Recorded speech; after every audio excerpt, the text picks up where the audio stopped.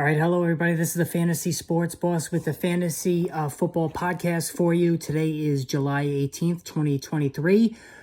Before I get into the rest of the program, make sure you hit the subscribe and the like and the notification button so you're made aware when new videos and new live streams are added. Also, make sure you submit some questions to my email. You can email me directly at rangerfan28@yahoo.com. rangerfan28@yahoo.com is the email, and questions that you submit to me I could use on future podcasts as well, so make sure you do that.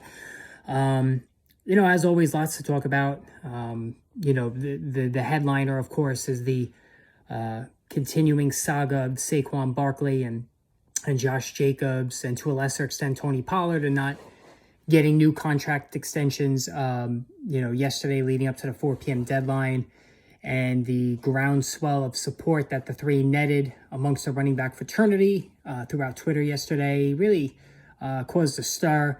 And, even today it really hasn't ceased much in terms of the outrage among certain players around the NFL, how running backs are only paid on average more than punters and kickers, and that's it in the entire NFL. And from a fantasy football perspective now, how do we handle Saquon Barkley and Josh Jacobs going forward? Tony Pollard, the fact that he signed the tender, wouldn't worry about him. And, as a second round pick right now, he actually, barring them signing Ezekiel Elliott, looks like a really good investment. But, I said earlier, and I stand by this, is that Barkley and Jacobs are major fades for me. There's just too much volatility here. Not only the likelihood they miss some or all of training camp, which will increase their chance of getting injured, but the possibility is they hold out into the season. They feign some sort of injury to shut it down to protect themselves for next season. Because honestly, there's nothing stopping these teams. If Jacobs or Saquon tear their ACL, they have nothing for next season. They're not going to get another franchise tag at the very least, and because that's really the best option right now is to get tagged again next season, now that their window of getting an extension is gone. And they'll be another year older next season. So if you're Jacobs and Barkley, and your teams are losing, like the Raiders especially, they're not going to do much of anything this season. Do they shut it down early? Do they, okay, my knee hurts, and they don't play? So anybody that's investing in these two guys next season really has to concern themselves with this. And right now, as we speak, Barkley right now is going as the running back 3, 8th player overall. Josh Jacobs, running back 7, 19th player overall. So first and second round price tags for both. Listen, you all know how I feel about the running back position in fantasy football. The days of going running back are over. For me, it's all in on wide receivers the first 2 rounds, or wide receiver and Travis Kelce. And that's what I'm going to be doing in drafts this season. I'm not going to look at a running back until the 3rd round. And right now, the running backs that make the 3rd round grade, Ramondre Stevenson, he's 25 overall, so he's just into that 3rd round range. Brace Hall at 29 overall. Travis Etienne at 32 overall, who I love. I love Jahmyr Gibbs at 37 overall. All right, so Jahmyr Gibbs is falling into the 4th round, where I love him there. Aaron Jones at 41 overall. Love him there. I mean, J.K. Dobbins at 50. Miles Sanders at 53, for goodness sake. Cam Akers, 56. I mean, David Montgomery, 77. These are really good price tags on guys who are going to be the main runners on their teams. Taking this list even further, some of these guys, I mean, Rashad Penny, 110. You have Samaje Perine, 105. Alexander Madison, 79. Rashad White, I skipped over him, 64. James Conner, 67. I'm fine with all these guys at cost. Alexander Madison, 79. Alvin Kamara, 87. If he gets a 2-game suspension, that's a screaming value. So, and that leads me into the other thing I wanted to talk about today, is that the running back dead zone that we used to talk about in the past, I think is over. I just railed off, 8 to 12 guys who could be had in the 4th, the 5th, hell, even in the 6th round. So to me, the running back dead zone is no longer a thing. And those who choose to do hero running back or zero running back meaning, or light zero running back if you want to call it. You go receiver, tight end, and then hit your running back in round 5, or your running back in round 4. See, how I'm going to play it is I'm going to go either Kelce, in the first round, then wide receiver. And then in the fourth round, tab, Aaron Jones, who I love in that fourth round. Miles Sanders in the fifth round. Jahmyr Gibbs in the fourth round. That's how I'm going to play it. And then get my quarterback in the sixth round, which will probably be Justin Herbert or Trevor Lawrence. And then come back to running back in the seventh round, where you have, David Montgomery, okay, Isaiah Pacheco, Alexander Madison, Alvin Kamara. Again, these are all guys that are there. All right. Again, I can't stand, some of these guys that are going so early that really shouldn't. Nick Chubb, we all love Nick Chubb as a runner. He doesn't catch the ball. Bijan Robinson, I love him. Love the talent. 9th overall, having not played an NFL down. We don't know what role Tyler Algier is going to have. Jonathan Taylor, 10 overall. He burned me last year. Now he's got a running quarterback in Anthony Richardson who's going to siphon off touchdowns around the goal line, who's not going to throw. And he already has a modest amount of catches on average anyway. And now that's going to erode even more with Anthony Richardson. So I'm out on these early round running backs. And I don't have any qualms about it. I really don't. And looking at this list even more, I love Ramondre Stevenson. I think he's going to sneak into the second round. That's not even the right word. He's going to make it into the second round. He's going to gradually improve his draft stock as the season goes along. Travis Etienne, love him. Jahmyr Gibbs, I absolutely love him. Love Jahmyr Gibbs. Love Aaron Jones. Again, love Miles Sanders. Really like Rachaad White. I like the value of James Conner. I know these guys are getting older. David Montgomery is a good value. Pacheco. These are all Alvin Kamara. If it's a 2-game suspension, yes. Antonio Gibson late. These are all guys I'm going to be looking at. So, and I have to tell you, the one guy who's really grown on me, that's really intriguing to me now is J.K. Dobbins. All right, right now he's running back 20. All right, 50 overall. All right, so you're talking about a guy who's going in the 5th round, and he's steadily, his draft value has come up amid reports that he's going to be used in the passing game. And here's the thing that people don't understand, too, about J.K. Dobbins. J.K. Dobbins was a very good receiver in college. All right, he was very capable. All right, and this is a tool that hasn't been used much at the NFL level, because of the run proclivities of his quarterback instead of checking down. The design of the offense as a whole. But that's going to change. According to Todd Monken, he's going to involve Dobbins in the passing game. Now, I've said this before. Running quarterbacks don't often throw to their running backs, all right? But I think Dobbins is going to set a career high in receptions this season. And when you would take into account last season, he averaged 5.7 a carry. The year before, averaged 6 a carry. This guy is incredibly explosive, all right? Incredibly explosive. And he had a huge finish to the season. Once he got over the knee issues, he had a huge finish to the season last year. He's a screaming value right now. The workload's going to be there. Gus Edwards is a nuisance. He's a minor nuisance. And, of course, Lamar Jackson's going to continue to siphon off touchdowns around the goal line. But I think it's good value there at 50. All right, he's right there with Dameon Pierce and Miles Sanders. Now, I like Miles Sanders better. All right. Cam Akers, I'm still a little leery on him. They don't throw the ball to the running backs there either. I do like Dameon Pierce. Will Devin Singletary eat into his workload? He very well could. This is a very young team, a very, a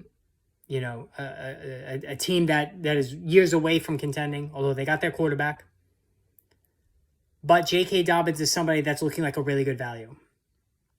And I have to tell you, I haven't seen I don't recall a season where this many guys who are going to be maybe not bell cow, but the dominant ball carriers on their team are going in the 4th, 5th, and 6th round. Now, I mentioned Jahmyr Gibbs. Listen, the Lions didn't spend the 12th overall pick in the draft just to have him sit on the bench. He's going to be used heavily. Incredibly explosive back. Okay, 0 to 60 in a flash. Montgomery's going to get the goal line carries. And Montgomery himself, running back 26, 77 overall, is a tremendous value because last season, Jamal Williams, who nobody confuses for a good back, scored 17 rushing touchdowns.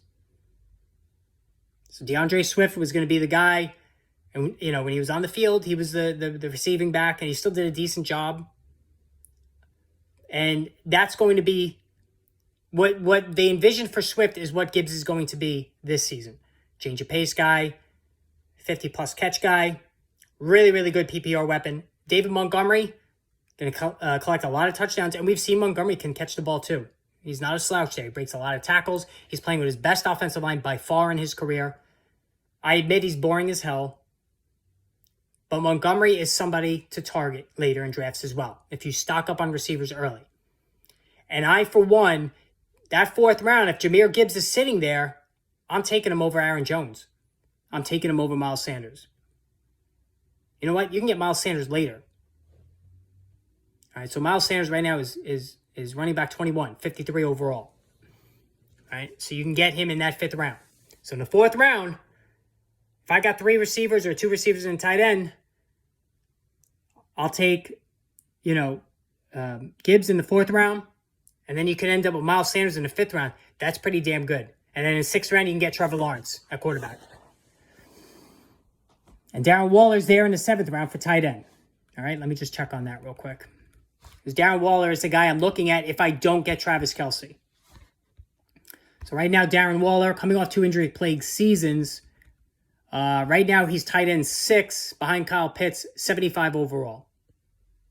75.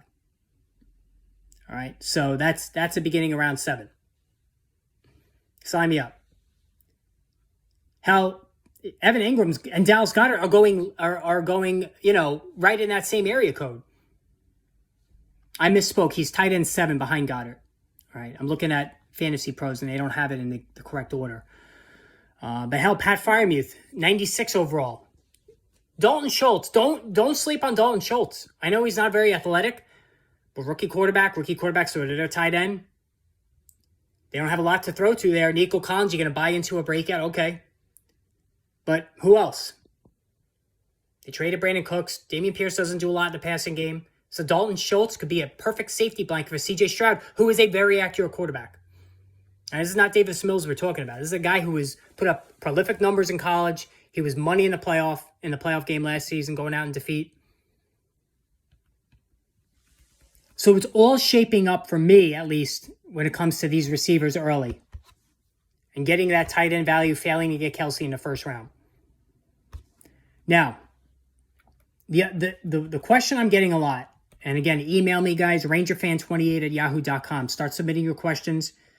So I'll pull a bunch of emails and I'll talk about them on air here when I do the podcast. And, the podcasts are just a collaboration of different news items that are going on during the course of the day. I'm still going to have, obviously, the separate videos to, player profiles and rankings and all that other stuff, breaking news. Just trying to diversify the channel a little bit more. Is I know podcasts are very popular in that format. So now, the one thing I'm getting a lot of is rank these receivers for me. Stephon Diggs, CeeDee Lamb, Devontae Adams, A.J. Brown, Amon-Ra, and Garrett Wilson. Those 6 guys, boy, man, it's tough ranking those guys. It really is. You can't go wrong with any of them. So if you're near the end of round 1, or you're at the end of round 1, perfect. Like if I'm in that 12th spot, I'm getting 2 of these guys. I'm getting 2 of these 6 guys because they'll all be there with the exception of Diggs. I don't think Lamb is going in the top 11. I don't think Adams is going in the top 11. St. Brown, I don't think any of those guys go in the top 11. Right now, Diggs is the 11th player off the board. Lamb is right there at 12. But so if you're at 12, you can get Lamb. Adams, A.J. Brown is 13. Adams, 14. St. Brown is 18. Garrett Wilson, 21. All right, so they're all gone in the 2nd round. I want to get 2 of these guys if I'm towards the end. Now, if I have the earlier pick and I get, can get Ja'Marr Chase at 3, because that's where he's going behind CMC and Jefferson. If I can get Chase at 3, then, so what is that? Pick 22. So at pick 22, Jalen Waddle will be there. I'm fine with Jalen Waddle as my wide receiver too. Chris Olave is there. I'd be happy with him. All right, Metcalf. You know what? if I have that third pick and I get Chase and I can come back with Jalen Waddle, and then I can go Chris Olave or DK Metcalf, I think I'm going to do that and have 3 stud receivers right off the bat. But getting back to my premise, I'm attacking this in different ways. I don't like Davante Adams this season. And Adams is no dummy. He's reading the tea leaves. He knows he's got a clear quarterback downgrade from Carter Garoppolo. It's going to be a run-heavy offense. It's not going to be a very good team. I don't think he's going to get traded during the season. And you could say, oh, he's quarterback-proof. Sure. But he's 30 years old. He has a history of getting nicked up, missing games, although not last season. There's a lot of red flags surrounding Davante Adams this season, so I don't want to pay that late first round, early second round cost. So I'm going to put Adams aside. I'm not going to end up with him. To me, then, it comes down to Diggs, Lamb, Brown, St. Brown, and Wilson. Now, this is how I'm playing this. If Diggs is there, I'm going to take him.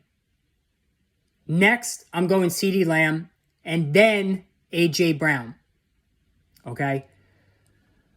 My plan in the 4th round is to get, Jahmyr Gibbs or later David Montgomery. So that's taking me out of the Amon-Ra St. Brown sweepstakes. If I'm in that range, in that late first round, early second round, I'm not going to take St. Brown because I'm going to plan on Gibbs and Montgomery being there. Now you could say, oh, there's no guarantee they'll be there. No, there's not. But that's how I'm going to play it. And I would have the 4th round pick right at the front of the round. So if Gibbs is there, then he's mine. You don't want to have both St. Brown and Gibbs on the same team. All right? You want to diversify as much as you can. So that's how I'm playing that. And another thing I wanted to do this season, I made the mistake in the past because, guys like Keenan Allen, in a PPR league, you want to get these 100-catch guys. Great. But you want to have more touchdown. I want to make sure I have more touchdown potential. And that's where A.J. Brown comes in. I really like A.J. Brown. I've been hard on him in the past. With Tennessee, he was way too hot and cold for me, and he was nicked up. But with the Eagles, limited target tree with him and Devontae Smith and Dallas Goedert, he was awesome. Major touchdown potential. So if you can go Diggs and Adams or Diggs and Brown or Lamb and Brown, great. Sign me up. Garrett Wilson is so goddamn intriguing, though. Listen, it's easy to say he's going to be the next Davante Adams. And I could totally see it. And we all could see it. Aaron Rodgers coming in, loves to pepper his number one guys with targets. So Garrett Wilson is extremely enticing for me if I'm on that turn. But I can't take him over A.J. Brown. You can say, oh, I'm swinging for the fences. But the Jets brought in a lot of guys. They got Alan Lazard, they got Randall Cobb, they still have Corey Davis. All right. They have a lot of guys there. Now, Wilson is the most explosive. He's got the highest ceiling by far.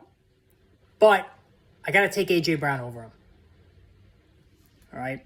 So that's how I would do it. Now, Diggs makes me a little nervous because he's got to face Sauce Gardner twice. And he's got to deal with Bill Belichick. He's a little bit of a hothead. I'm a little concerned about his outlook. But he's got a rock-solid, durable quarterback, and that counts for something extra, guys. Tyreek Hill, very, very risky investing in Tyreek Hill because of his quarterback, injury-wise. Same thing with Cooper Kupp, Matthew Stafford. Those guys are one hit away from going out for a long time and sinking their receivers' value. So that's why you want to draft receivers that are attached to durable quarterbacks. So that's how I break up those guys. And Amon-Ra St. Brown, for as many passes as he catches, he's not a big touchdown guy. He's a younger Keenan Allen. I've said this to a couple of people on Twitter that I've been talking to with some other pundits, and they agree. He's a younger Keenan Allen. He'll catch 100 passes, and he'll go, 5 to 7 touchdowns. Not great in the touchdown department. So that's how I would play those guys, for sure. And listen, another guy I really, really, really, really like that I'm going to be tempted by is, Calvin Ridley. He's a wide receiver 21 right now, 51 overall. He's going in the 5th round. I think it's tremendous, tremendous value for a guy who was a wide receiver one with the Falcons, and there's another big touchdown scorer, and he's in a major passing offense. I know Christian Kirk is there, and Evan Engram, and Zay Jones, but this guy is a wide receiver one on talent. So I'm loving him. I'm not as high in DJ Moore as some others are.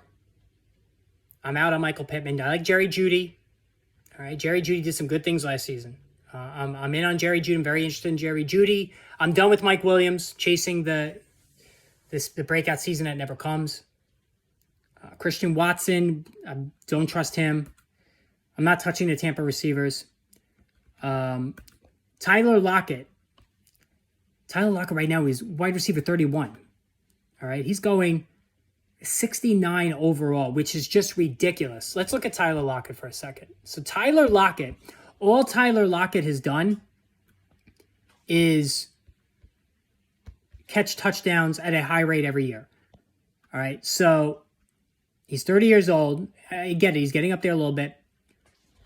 He's incredibly durable. So Tyler Lockett has played all 16 games every year since 2016. He missed one game in 2016.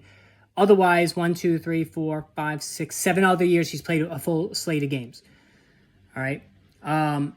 He was last season 84, 1,033, 9 touchdowns. The year before, 73, 1,175, 8 touchdowns. The last 5 seasons, 10 touchdowns, 8, 10, 8, and 9. Holy crap. And he's going at wide receiver 31. Wide receiver 31, Tyler Lockett, which is just crazy. So, you look at him and the difference between him and DK Metcalf. Right now Metcalf is wide receiver 15, 35 overall. So you mean to tell me that Lockett is more than double in terms of price? I mean, that's just ridiculous. It really is. Some other guy, Kadarius Toney, is 89. We've been over Kadarius Toney in terms of how he just can't stay healthy with the hamstring. But the price is not terrible. Marquise Brown, 82. He's going to be the number one guy there. And that brings me to Michael Thomas. Listen, I'm a sucker. 112. Michael Thomas is almost free at 112. All right, wide receiver 45. Even though in the brief time he was on the field last season, he balled out. He was catching touchdowns. He was doing his thing. I know Drew Brees is not there anymore, but this guy is a monster PPR weapon when he's on the field. And you know what? For wide receiver 45, I'm willing to take another shot on him and just stick him on the bench and use him when you need him. All right. Nico Collins, wide receiver 61, 152. He's free. Or you want to try Rashee Rice, 186. You have John Mechie coming back from injury and cancer, 217. All right, so I don't even know. What's Richie James? Richie James is 257. Richie James is wide receiver 95. I'm going to use a last pick on Richie James. He caught 50-something balls last year with the Giants on a team that had nobody, and he did a fairly decent job. So I'll take a late shot at Richie James as well. I spoke yesterday when I did the quarterback video about, who not to pay at costs, and it generated a little bit of controversy in the fact that I said, don't draft Pat Mahomes, Josh Allen, Jalen Hurts. And guys, it's not that difficult. We all would love all three of these guys, but I'm not paying a second-round pick for any of them. When you could go number 30 overall for Joe Burrow, you go 38 Lamar Jackson, 43 for Justin Herbert, 54 for Trevor Lawrence, 71 for Deshaun Watson. I'm good with any of those guys. I said this before when I started looking into the season. I said Trevor Lawrence is going to end up on more of my teams than any other quarterback, and that's true. Justin Herbert is right there as well, but Lawrence is going to be in Florida for all three of his playoff games. And that's huge. That's huge. So, you have to worry about these guys like Josh Allen who plays and Justin Fields who play in cold weather climates. All right. Snow, wind, ice. If that happens, then their game, their outing could go to shit real quick. So that's what you have to worry, and that's what it makes somebody like Trevor Lawrence such a good pick. Passing offense, smart coach, offensive coach, weapons all over the field, durability. He can run a little bit. He's a sneaky runner. It's unbelievable. And then the great playoff schedule. So I'm just reading somebody's tweet. If you leave your fantasy football draft without one of Justin Jefferson, Ja'Marr Chase, Tyreek Hill, Stephon Diggs, Cooper Kupp, CeeDee Lamb, AJ Brown, you might want to hit that redo button. I totally agree. Love all those guys. So I'm totally down with that. You got to get one of those guys. So, and what's interesting too is that the industry is coming around now finally to this. I've been saying this for years. It's all about wide receivers. I said this all last season, guys. You heard me say it on here. The wide receivers, they don't have the volatility, wild swings in production. They're much, much more durable than running backs. When you lose a running back, your first round pick's a running back, and you lose him to injury, your season's shot. And the only reason why I survived when I went against my own advice when I took Jonathan Taylor first in the league that I won last year is because I took Travis Kelce in the beginning of the third round. I had the number one pick. He was there at the beginning of the third round. Okay? Mark Andrews went ahead of him. So that's how I was able to win that league. But it taught me a lesson again about, going receiver early. All right. So that's how I'm doing it. And again, if I start wide receiver, I have no qualms about that. None.